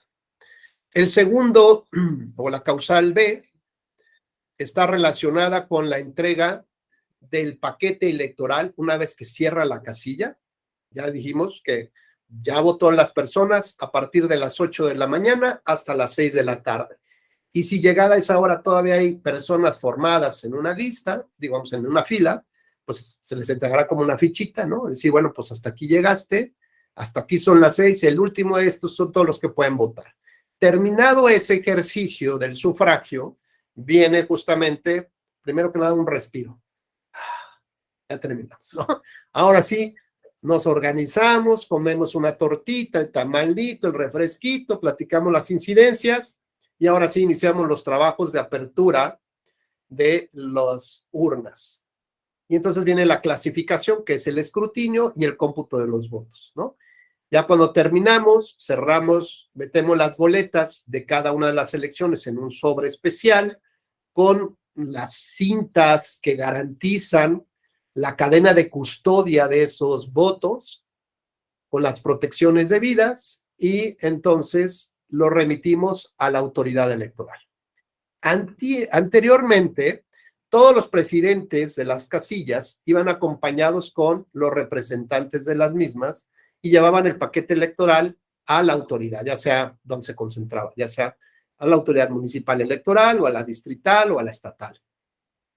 El asunto es que hoy con las casillas concurrentes, ¿no? Donde tienes elecciones federales y elecciones locales, pues imagínate, tendrías que hacer como una logística de reparto de paquetes, ¿no? Ante el INE, ante el OPLE, ¿no? Ante el municipio, ante el distrito, o si son elecciones de gobernador, pues ante el estado prácticamente, ¿no? ¿Qué es lo que se ha hecho ahora? Pues es implementar logísticas de recolección de paquetes electorales. En lugar de que el presidente vaya al, digamos, al consejo municipal o distrital correspondiente a entregarlo, ojo, que lo puede hacer, pues hoy se favorece, digamos, la recolección de estos paquetes. Incluso en una coordinación entre el INE y el OPLE, ¿no? A lo mejor van funcionarios de ambos institutos y se apoyan justamente en esta recolección. ¿Y esto qué implica? Pues que de los más alejados llegan a un punto más cercano y ahí es tal vez donde pasa pues como la combi, ¿no? Que recogen los paquetes electorales que ya van custodiados y se los llevan a los lugares, ¿no? Todo esto es importante, sí, porque tiene que ver con la cadena de custodia. No pueden andarse cambiando de un coche a otro, ¿no? Los representantes tienen el derecho de estar en todo el tránsito hasta llegar al último lugar donde se entregan los paquetes electorales, así como niños que van dejando en sus casas después del cole, pues así se van entregando los paquetes electorales. Y entonces digamos, esta norma se creó hace 20 años. Y esos hace 20 años, los funcionarios de la casilla entregaban los paquetes. Y luego si había una mala logística de recolección de paquetes o de entrega de paquetes, pues ya llevaban 4 o 5 horas, a ver, terminaban a las 2 de la mañana. Llegaban a las 3 de la mañana al comité municipal y estaban hechos un camote, nadie sabía cómo recibir nada. Ya eran las 6 de la mañana y decían, ya estoy harto, y dejaban aventados los paquetes, ¿no? Si nadie me recibe, ahí dejan sus paquetes. O bien, por ejemplo, presidentas, mujeres de casilla, decían, yo no voy a irme a las 3 de la mañana por esta carretera, que es lo que sigue de peligrosa, no nada más de manejarla, sino todo lo que puede pasar ahí, ¿no? Cualquier cantidad de lobos feroces pueden asaltarme. Y eso que no soy Caperucita. Bueno, pues preferían entonces irse a su casa, ¿no? Custodiar el paquete electoral y al otro día lo entregaban. Entonces, conforme a esta construcción de hace 20 años, se decía que debía de entregarse el paquete de manera inmediata cuando estabas muy cerca de la digamos, autoridad que recoge, ¿no? Esto es, pues, de las casillas urbanas en cabecera.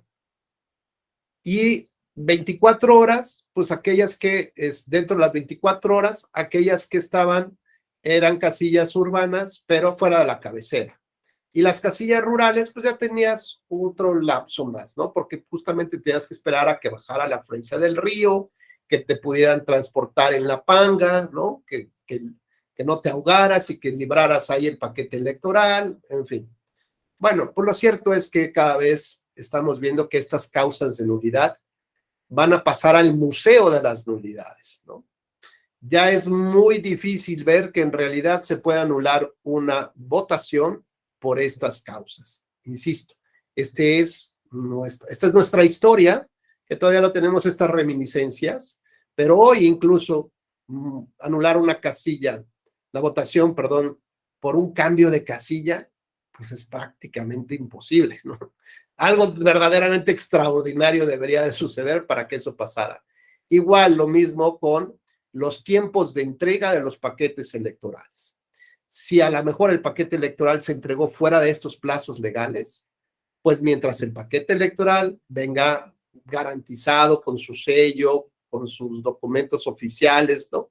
Pues sería como muy difícil que pudiera anularse solo por esta razón, porque además hay que encontrar que la causa no sea justificada. Bueno, si ya hablamos de 3 días, ¿no? Pues entonces significa que algo raro pasó. Luego han encontrado paquetes abandonados ahí en una barranca, ¿no? Bueno, pues a lo mejor sí, están abandonados, algo raro les pasó, pero pues hay que tener mucho cuidado, ¿no? Para ver si hay muestras de alteración, de violación, o a lo mejor dicen, no, es que alguien lo hizo completamente de cero. Bueno, pues eso sería ya otro tema para probar, ¿no? Hay casos, por ejemplo, donde se da la posibilidad de imprimir pues en una imprenta algo que parece la boleta electoral, ¿no? Ya hemos tenido algunos casos donde a la apertura del paquete se demuestra que son boletas apócrifas, que no tienen los candados de seguridad que debe de tener el material electoral. Y bueno, pues con esto, pues no solamente se trata de anular una elección, ¿no? Se trata de meter a la gente hasta la cárcel como tal. ¿Hasta aquí alguna duda para pasar a otra causal? Nos faltan 2. Bueno, ya vimos inmediatamente 12 horas y 24 horas. Elementos para su actualización, pues la entrega fuera de estos plazos. Segundo, que hubo una alteración o violación de los paquetes. Y tercero, que no existió causa justificada para ello. Ahora, ¿cómo sabemos qué es lo inmediato? O sea, ¿cuál es el tiempo inmediato? Pues para demostrar eso, yo les recomiendo que abran su Google Map y pongan ahí cuánto tiempo se lleva caminando en bicicleta o en transporte de un lugar a otro, le toman un screenshot y le dicen, autoridad, mira, esto es lo inmediato. Son 12 minutos de este lugar a este otro lugar y aquí tardaron 72 horas, 36 horas, lo cual ya es inexplicable. Entonces hay un indicio de que algo estuvo mal. Después vamos a tratar de encontrar, o la autoridad trata de encontrar cuáles son los elementos, o la autoridad electoral trata de justificar el por qué se dio esta tardanza, ¿no? Y pues puede ser, es que, ¿sabe qué? Es que chocó, ¿no? Hubo un accidente en la carretera, o tomaron la carretera, o había piedras en el camino y estaban asaltando en la carretera, y entonces tomaron la decisión de esto. Bueno, de todas maneras hay que revisar, ¿no? Porque no consta en la hoja de incidentes, es una declaración que también tiene un valor probatorio importante, fue rendida ante notario, una vez que concluyó la jornada electoral, bueno, pues entonces tiene sí un valor relevante. Pero aquí, digamos, la trascendencia implicaría en el valor probatorio que le damos a cada uno de estos elementos. Y así como tengo indicios de que algo estuvo mal, también tengo indicios de que algo, digamos, había una razón de peso para poder llevar a cabo este. Entonces, aquí donde radica el elemento importante, pues en la revisión del paquete electoral, si tiene alguna muestra de alteración, si le cambiaron las cintas, algo raro puede tener el paquete. O incluso los partidos políticos que tienen copia de las actas de escrutinio y cómputo, pues poder decir, oye, esos no son los resultados, ¿no? O a lo mejor, fíjate que estos son resultados medios extraños. ¿Por qué? Porque yo no tuve representante en esa casilla y resulta que no tuve ningún voto. Pues eso no es normal, ¿no? Entonces, digamos, como que se puede argumentar algo más ahí, ¿no? Pero no de entrada y en automático se concede la nulidad.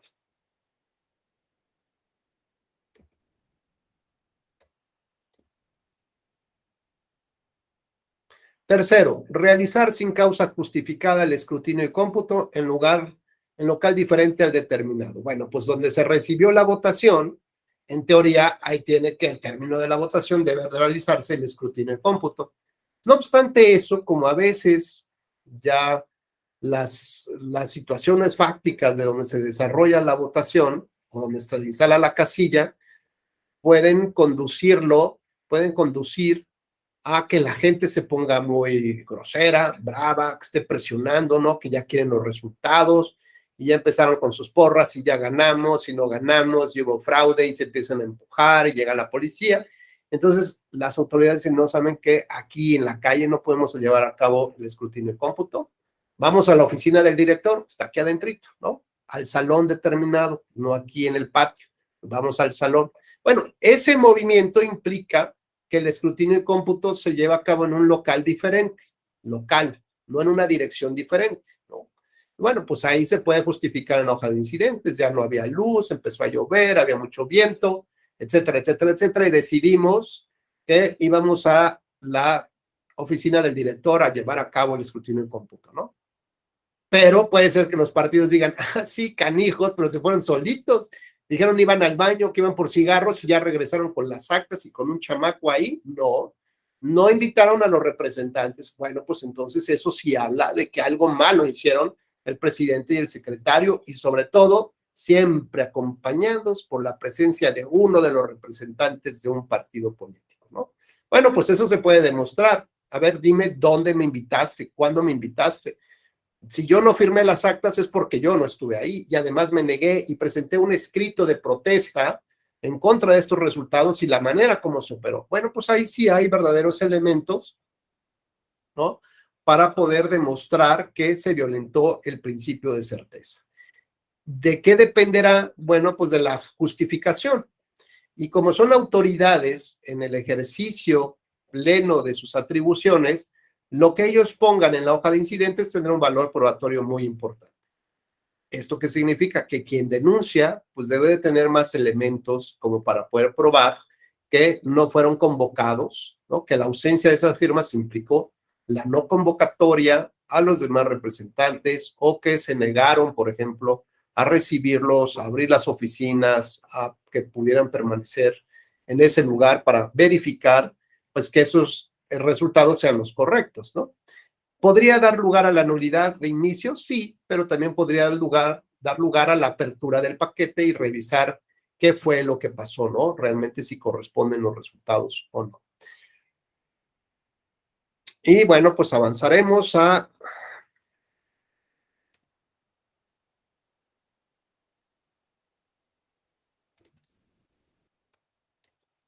nuestra última causal de nulidad de votación recibida en casilla, prevista para esta jornada y que tiene que ver con recibir la votación en fecha distinta a la señalada para la celebración de la elección, ¿no? Así, ¿cómo que en fecha distinta? Pues bueno, esto fue hace 20 años, insisto. Hay que revisar el modelo del sistema de nulidades. ¿Y por qué en fecha distinta? Porque antes, les voy a platicar, resulta que la instalación de las casillas, estamos hablando de otro México, créanme, ¿eh? La instalación de las casillas se llevaba a cabo pues unos minutos antes de las 8 de la mañana. ¿Y esto qué implicaba? Que en el acta incluso había un espacio para decir a qué hora se instaló la casilla. Decías, pues a las 7 de la mañana. ¿A qué hora se recibió la votación? A las 8 de la mañana. Pero eran tantos espacios que llenar que la gente pues decía, pues ya en eso, ni lo leí. Y entonces aparecía o parecía que la casilla se había instalado a las 7 y había empezado a recibir la votación a las 7 de la mañana, ¿no? Y decimos que hablamos de otro México porque antes se denunciaba que cuando llegaban a las 8 a votar, pues ya la urna tenía la mitad de votos, ¿no? Entonces, o sea, pues algo malo está pasando aquí. Bueno, era otro México, eso ya no pasa, ¿no? Como tal, salvo que sean boletas apócrifas. Bueno, pues alguien lo puede denunciar luego, y esto pues no necesariamente impacta una elección general, ¿no? A lo mejor en esa casilla en específico. Y entonces la gente pensaba en aquellas épocas que si hacías un truco o algo así extraño en una casilla, sí, ya, en automático ganabas. No, pues la verdad es que el impacto de estas irregularidades es menor. Por ejemplo, yo me acuerdo de alguien que lo sacó la revista Proceso, que llegó con pistola en mano y se llevaba una urna. Bueno, pues de bandoleros, era el México de los bandoleros y a lo mejor no necesariamente era para robarse la urna, a lo mejor era para cuidar la urna de los malosos que se querían robar la urna, de los que querían quemar la urna, ¿no? Entonces era como decir, este es el tesoro más preciado y lo voy a proteger la democracia a una costa de mi vida.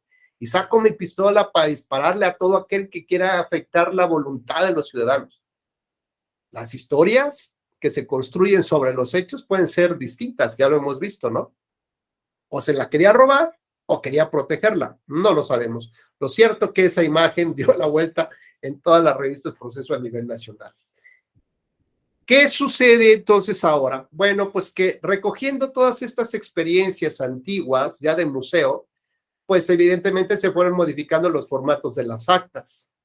Fueron eliminando una gran cantidad de espacios que tenían que ser llenados por los funcionarios. Incluso las actas ya se las dan preimpresas. ¿Qué significa esto? Pues ya aparecen los datos de los nombres de los funcionarios, en principio, digamos, podría ser también de los representantes de los partidos políticos que están acreditados para esas casillas o no, pero digamos son datos que ya, que pocos tienen que llenar, ¿no? Que tienen que cubrir los funcionarios para evitar el posible error.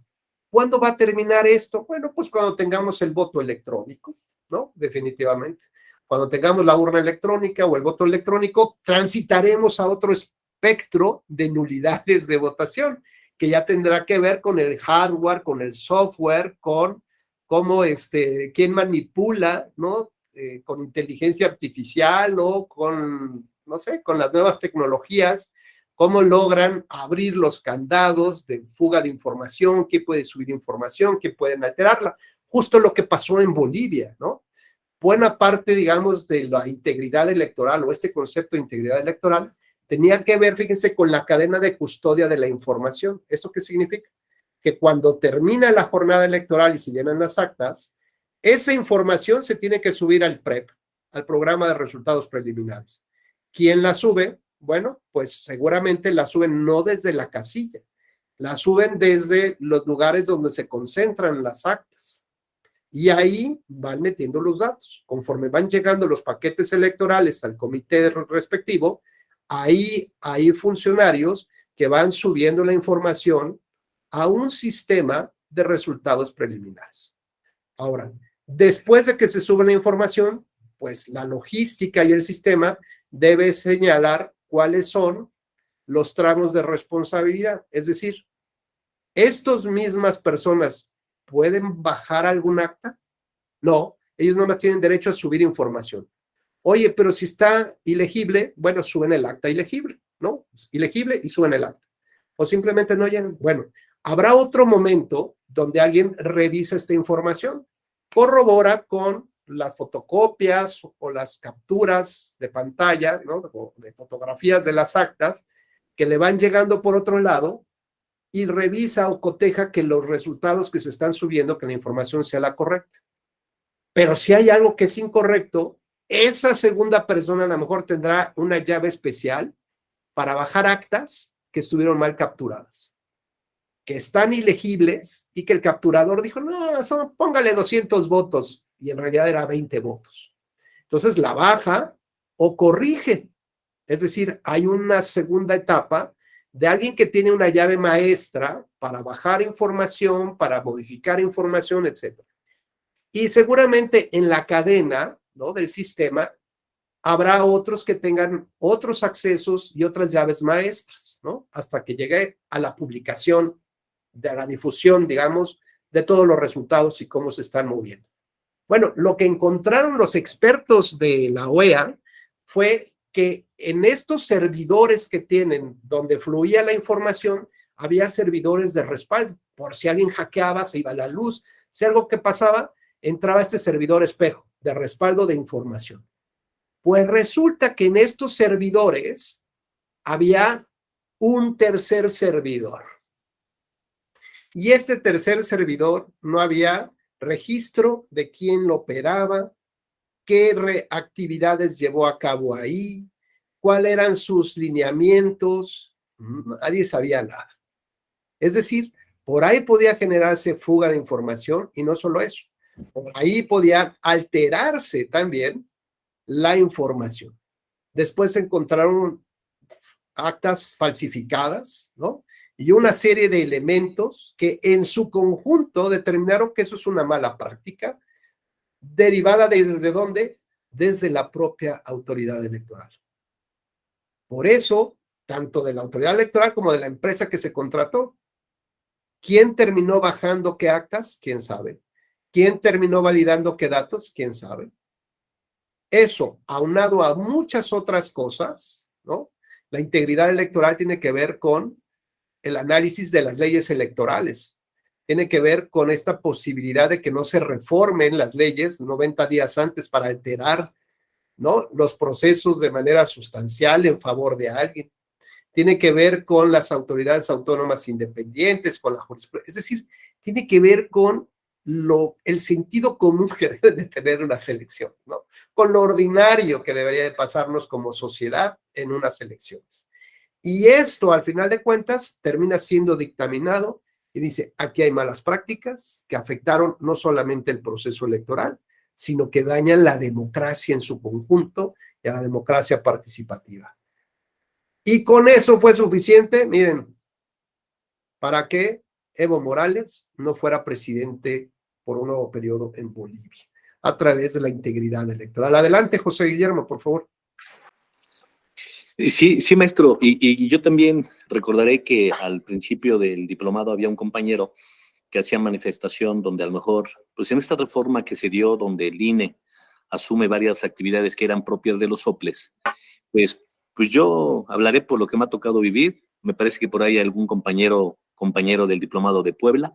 El caso de nosotros, Puebla, la elección a la gobernatura, que fue muy cuestionada y que usted pues muy acertadamente comentó que había recuento, pues ahí está el vivo ejemplo donde yo creo que una reforma electoral, entre las cosas que debería tener muy en cuenta, que ojalá, pues lamentablemente hay que decirlo así, el Instituto Nacional Electoral a lo mejor sea la figura jurídica muy correcta, en donde se encargará realmente ya de todo el material electoral, porque se lo deja a las autoridades electorales que ellos sí le vigila, pero quien realiza los contratos con las empresas, quien recibe los materiales electorales, o sea, yo sé que también hay intereses económicos, maestro. O sea, perdón, discúlpeme, no hay que ponerle las cosas por su nombre, ¿no? El PREP tiene intereses económicos, los materiales electorales tienen intereses económicos, hay consejeros ex consejeros que tienen sus propias empresas, etcétera, ¿no? Y ya ni se diga ahorita con lo doloroso que quiero decir ahorita, que los soples con los nuevos nombramientos de consejeros, pues se siguen apoderando de los soples para que se hagan los contratos con sus intereses personales, ¿no? Digo, eso sí lastima la democracia. Y eso es la parte que a nosotros, a lo mejor en este diplomado, sería bueno que fuéramos entendiendo en lo que va alcanzando, en donde sí entrarle en algunos casos y decir a la autoridad electoral en una causa de nulidad, mira, se perjudicaron, se violentaron estos principios constitucionales, estos principios rectores, la autoridad fue omisa o actuó favoreciendo a un candidato. Digo, lo hemos vivido, digo, muchos procesos hemos pasado, yo sé que hay muchos compañeros, tanto como usted, que tienen una experiencia vasta, pero cada proceso es único. La verdad es que sí hemos aprendido que la autoridad, cada vez que viene una reforma electoral, no estoy pensando cómo respetarla, estoy pensando cómo violentarla. Ese es un problema que tenemos, cultura democrática. Pero bueno, es lo que tenemos. Pero a mí sí me corresponde como abogado y como una persona que me interesa esto en la materia electoral, pues no decir, a veces es triste decirlo, no como decirle al presidente municipal cómo vas a violentar la ley, mejor decirte no la violentes para que tu elección salga bien y tú seas un ganador, que ante la ciudadanía tenga una credibilidad, esté legitimado, te quieres volver a reelegir y en la próxima reelección vea que trabajaste como municipio y no estés pensando que te vas a robar del municipio, claro, y ya después ahí nos vemos, ¿no? Digo, la verdad es que ojalá y más adelante estas reformas que hoy en día pues viene esta famosa reforma electoral, que no sé si va a pasar o no va a pasar con los planteamientos que tiene, pero ojalá y nosotros desde la parte que nos corresponde como abogados sí denunciemos a las autoridades o las omisiones o todas las acciones que vemos que perjudican una elección y que también nos vayamos metiendo a la cabeza que si no generamos la cultura de la legalidad, esto no va a cambiar. Gracias, maestro. No, tienes toda razón, José Guillermo. La verdad es que yo no sé por qué luego no me han cerrado el micrófono aquí en los cursos, porque yo lo que he dicho en muchas ocasiones es que me ha tocado ver cómo el PREP justamente es un tema de negocio, ¿no? Que ni siquiera se les pide que confirmen, digamos, todos estos ejercicios previos para echarlo a andar, ¿no? Y pues solamente a sabiendas de que tienen un retorno, pues contratan a ciertas empresas, ¿no? Bueno, tenemos casos dramáticos como el que pasó en Hidalgo, ¿no? Que no funcionó el PREP, casos como el de Chiapas, o sea, son cosas de verdad dramáticas, que eso es para que le cancelen los servicios a ese tipo de empresas, ¿no? Pero no solamente eso, me ha tocado ver cómo consejeros electorales les comentan a los candidatos, pues que si les dan un cochecito, un terrenito, una lanita, ahí les van a cuidar sus quejas, ¿no? O sea, y ahí van estos de brutos pensando que de veras el consejero realmente va a hacer eso por ellos, ¿no? O magistrados que abren el martes de frutas, verduras y sentencias y que venden casos, ¿no? Que venden prácticamente las sentencias. O sea, acuérdense que esto se trata también de poder.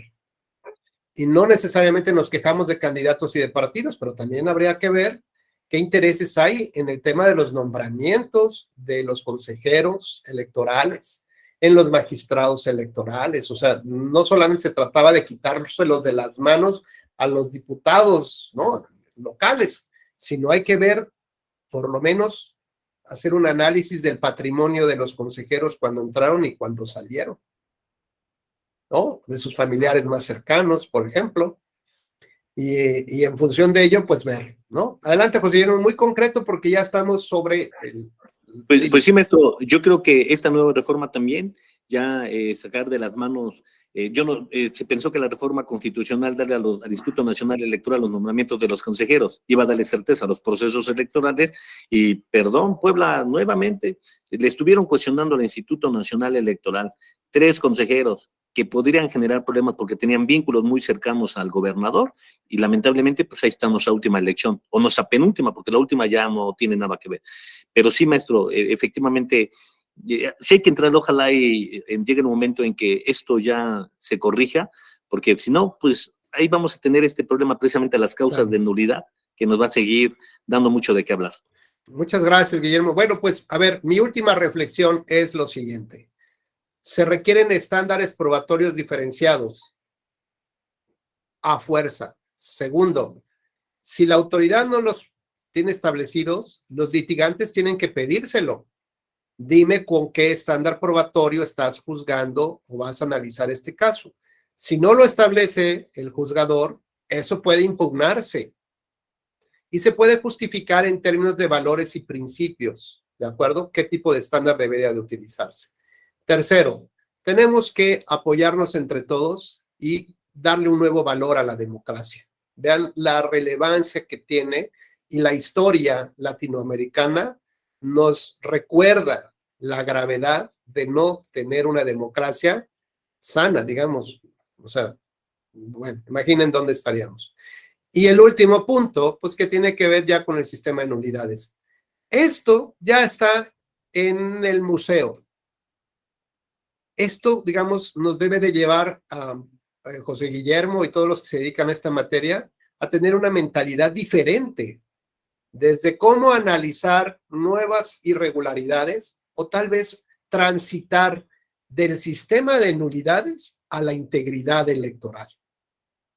Yo decía ayer, me parece que qué diferente sería una reforma electoral donde se dice, mira, partido político, si cumples con todos estos requisitos, si tienes un compliance electoral, es decir, que estás encargado del verdadero cumplimiento de la norma, de sus principios y valores, que eres ético, y si algún mal dirigente comete alguna irregularidad, un mal candidato, yo te voy a descontar hasta el 75% de las sanciones que puedes tener, puedes ser acreedor. Y entonces yo diría, bueno, pues qué bueno, vamos viendo que quién sí cumple y que le rebajen lo que le tengan que rebajar.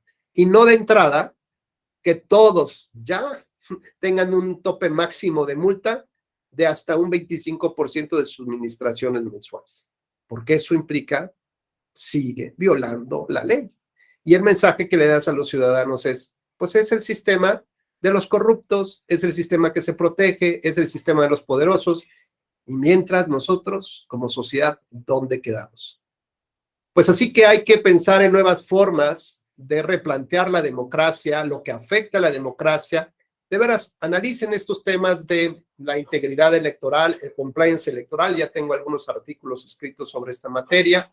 Y bueno, pues no queda más que de mi parte agradecerles profundamente el que hayan podido estar conmigo estas 2 jornadas. Van a tener más causas de nulidad, más con mayor profundidad, pero siempre recuerden este contexto en el que nos tenemos que mover, sobre todo para saber si ya son piezas de museo o todavía podemos darle una última, un toquecito de una inyección ahí de ácido hialurónico para estirarle un poco las arrugas. ¿Vale?